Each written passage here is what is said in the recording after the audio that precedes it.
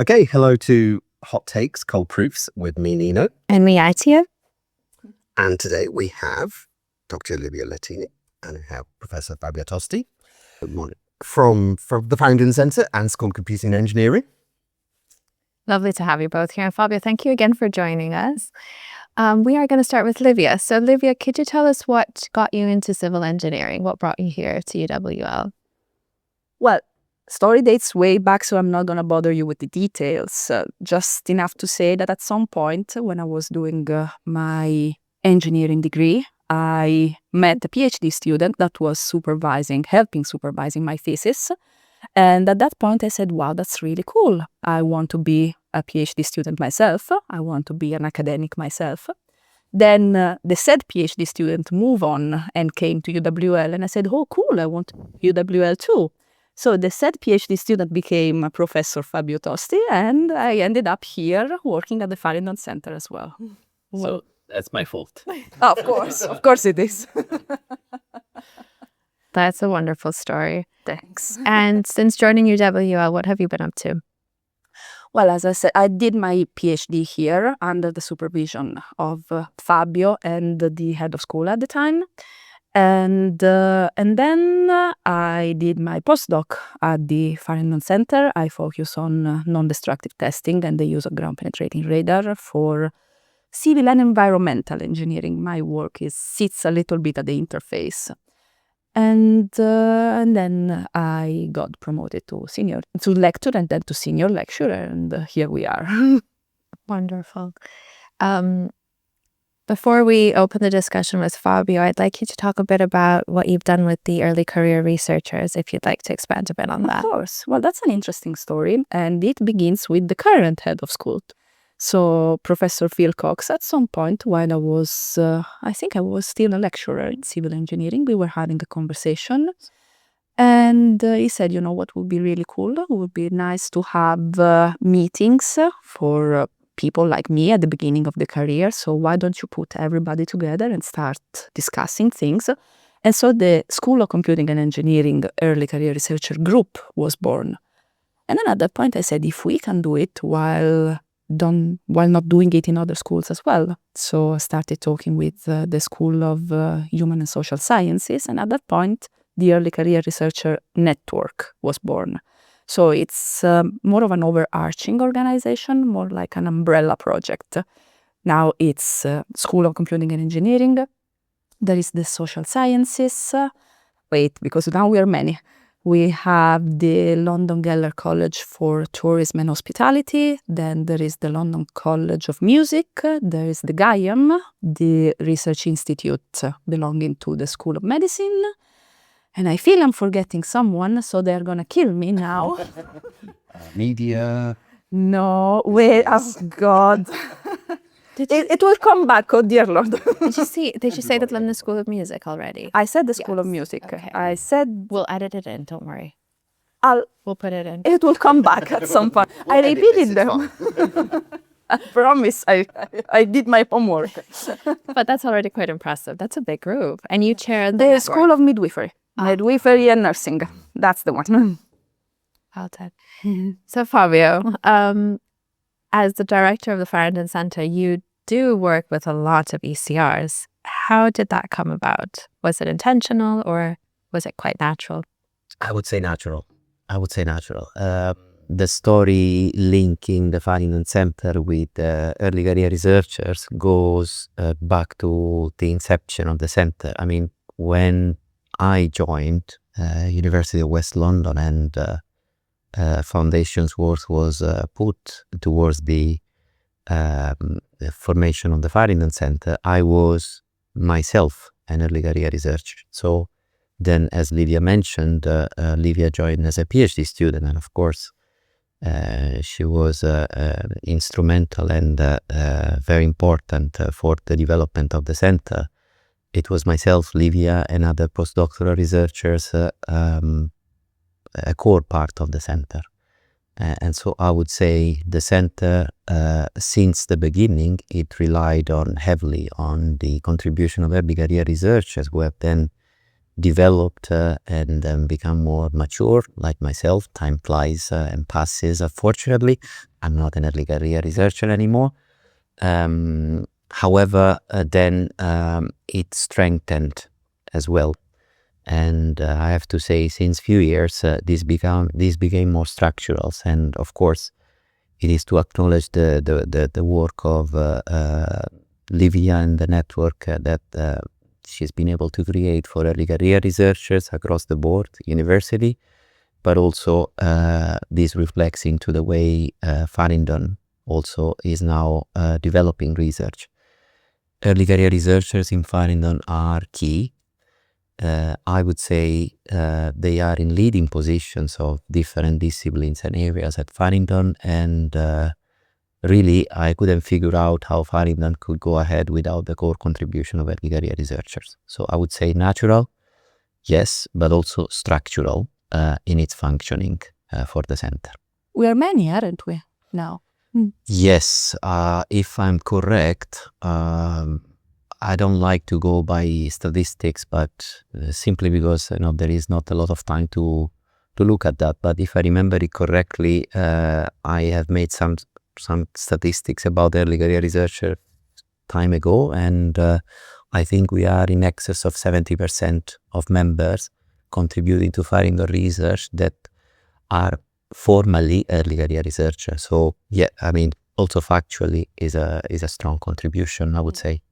So how do the ECRs become involved in Faringdon? What are their main roles? Are there things that they tend to take more of a lead on, or how does that work? Right. Of course, there are discussions that happens between the ECR coordinator and the center, basically leading people, which is also one of the ECR coordinator in this case.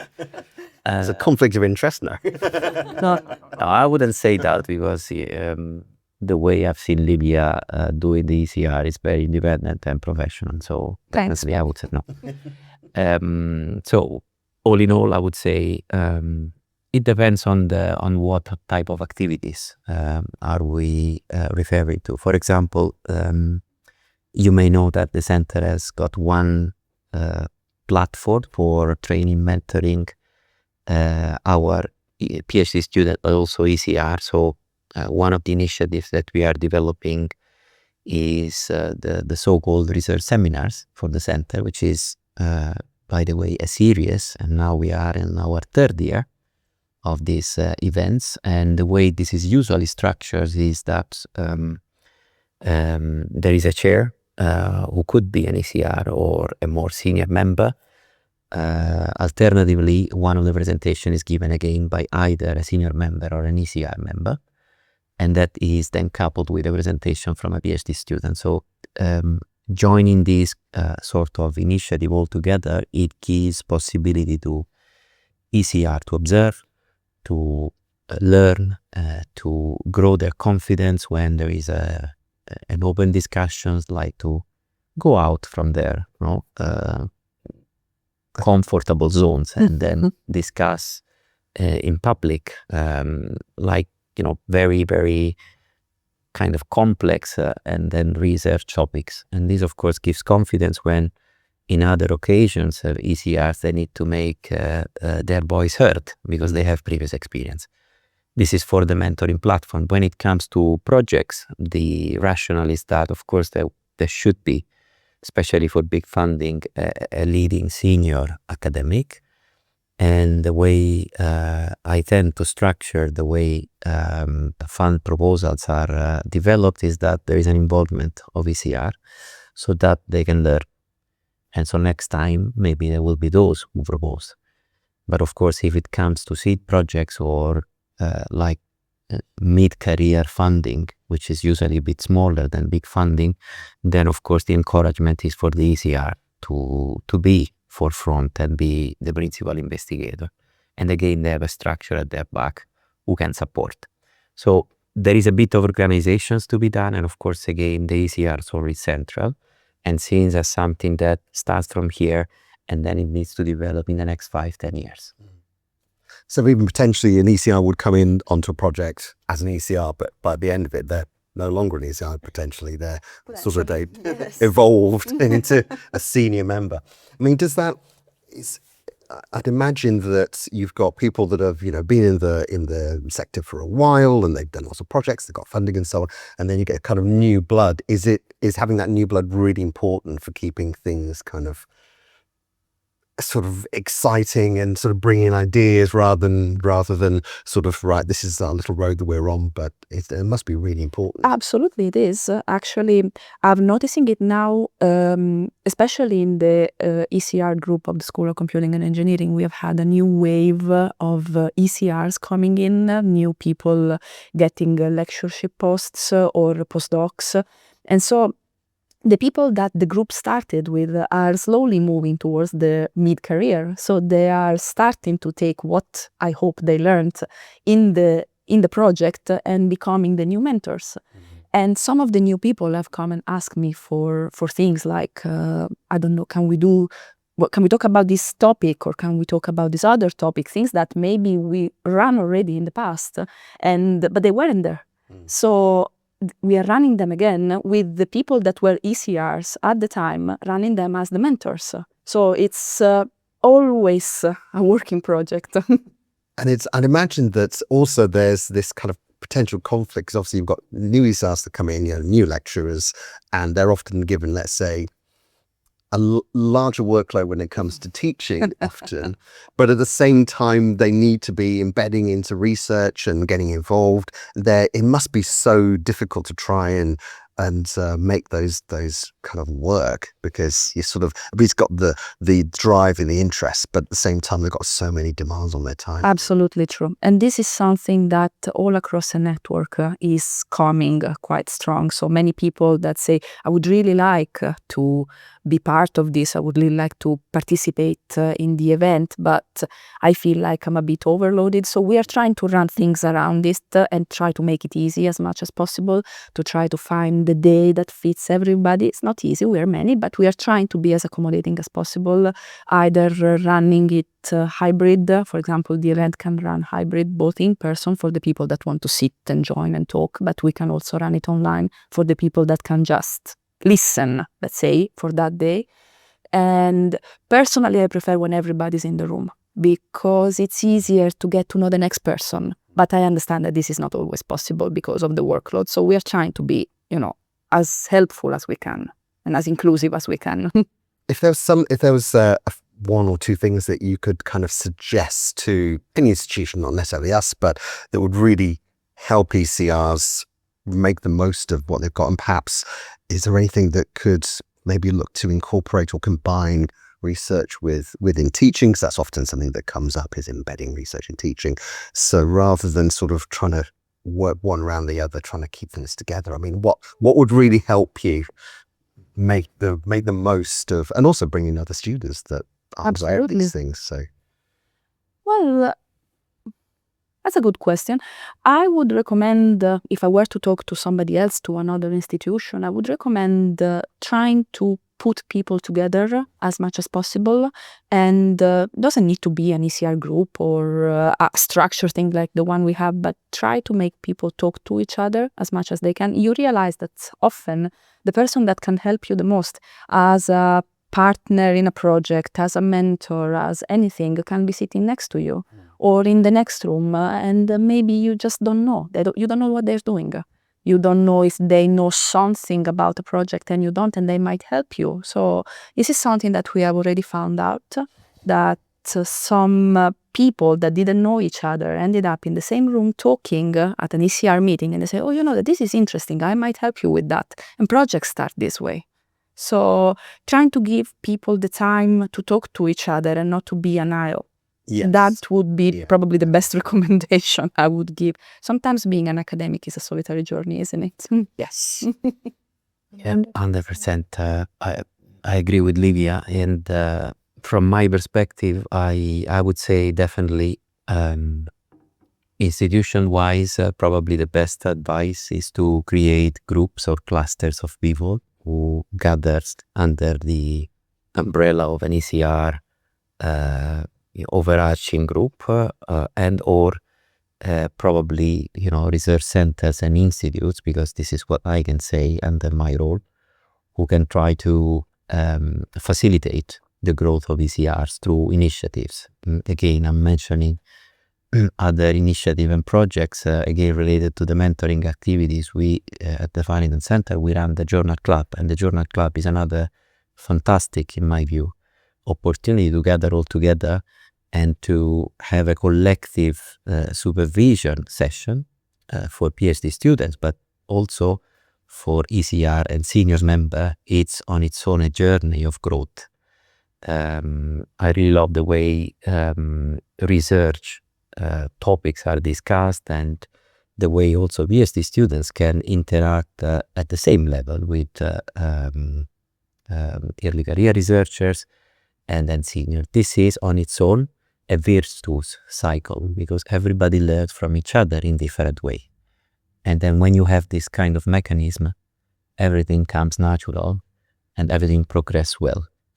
And not only for the mentoring side, but also for the team building, because there is an important aspect that is always underrated, and it's related to the capacity building in terms of team building and grouping people on its own, which is, again, it should be something that universities should put at top of their agenda. And on the other hand, I can make another example. For example, it's quite recent that there has been involvement of PhD student ECRs in meetings with councils or international partners. There has been last week a meeting for Project Blue Hearts, which is about heritage, where government bodies, international institutions, they came here, and then people contributing to that project, they all gathered, including PhD. And this was an immense, in my view, journey for early career and PhD students to learn something that otherwise they can't. So on a more like managerial perspective, I believe also it's our duty to create opportunities for ECR and PhD to grow. I absolutely agree. Sometimes something that is forgotten is representation, and having a person in the room listening, or like in the good cases of the Faringdon Centre, where most of the ECRs and PhD students are sitting in the room, is an invaluable thing, because if you are not there and you hear it secondhand, you are not learning, you are not growing, and you are not representing your view. So having the opportunity to sit in the room is the most valuable thing. It is a very precious thing. And then thank you very much for bringing ECRs, and both of you bringing ECRs a bit to the forefront of research that's going on. And talking about team building and international scales, congratulations again. Me and Livia were there at the EGU when you were inaugurated as the new president of one of the divisions at EGU. And I remember from your speech, you talked about early career researchers and their involvement. So you're taking it to a larger scale. Well, thank you very much. I mean, for your compliments. I feel very honored. I mean, in that case, EGU, for those of you who doesn't know EGU is the stands for European Geosciences Union. And this union is actually representing the largest community of geoscientists in Europe, but not only, because membership can be done in any part of the world. So just imagine the scale of this union. They have their own annual assembly usually in Vienna, and it gathers in excess of 20,000 scientists in 5 days of technical sessions and networking events. And this is very huge, and it's a huge opportunity for networking. I started my journey as a PhD student at that time, and advised by my mentor and also Livia's mentor, Professor Andrea Benedetto from Roma Tre University in Italy. And then his advice was for me, you have to try this experience at least once in your PhD time. And then it became more than once in a life experience, because I regularly have been attending, and then now I've got this responsibility to lead the geosciences instrumentation and then data system divisions, which is an important divisions actually representing all the geophysical instrumentation, but also the data system cluster. And yes, you are right, Adia. At the top of my agenda is again the core role of ECRs. In that case, we have also an ECR president for the division. Of course, it's equivalent of Livia at UWL, and I will have to interact with this person and make sure that there is a structure in place, because the concept is very much transferable also to this initiative. If there are no representations of young generation, there is no continuation. And of course, it's in the EGU, but also division, top of agenda priorities, to make sure that when a mandate is finished, there is somebody else who is already eligible to take it forward. Prepared, that has learned from the people that are there doing the job already. Absolutely. Going back, thank you very much. Going back to what you mentioned about sitting at the table. I really love that expression. So who can sit at the table? Who constitutes as an ECR? All right, so for UWL, we decided to keep things wide, open and inclusive. So the UKRI definition for ECR, if I remember correctly, is 7 or 8 years after the PhD. We decided to be a little bit more flexible than that, because we have colleagues that come from industry and then came into academia, or people that took some time off parental responsibilities. So we decided to be a little bit more open. What we usually ask is not over 10 years from the PhD, because it's unlikely at that point that you are not a mature researcher, that you don't know what's going on. The idea is that we need to support the people that still need to learn. So after 10 years, you are supposed to have at the very least understood the gist. And I became obsolete like 1 year ago, 2 years ago. come on. The roles of the mentor, come on. But yes, and another thing that we ask is, at the very least, maximum the senior lecturer level. Why is that? Because some people, especially the ones that come from industry, might enter already at the senior lecturer stage, so they don't pass through all postdoc and then lecturer. But if you are an associate professor, you are most likely at the very least in the middle of your career. We have a couple of cases in which associate professors are the lead of the groups, which is a more organizational role, and it makes sense at this point. But for example, one of our ECR leads in the School of Human and Social Sciences, after becoming an associate professor, she decided that it was a responsibility that she had to pass to somebody younger in terms of, obviously, research time, and so that she could teach this person how to become a leader. And so a new person joined in at a lower academic level so that she could learn herself how to become a leader. Because also this point I like to make is not just the ECR group themselves, but there is always a lead creating opportunities, putting people together, putting people at the same table. And so they are learning how to lead. It's itself a learning curve. That's why we ask that also the leaders are ECRs and not more experienced academics.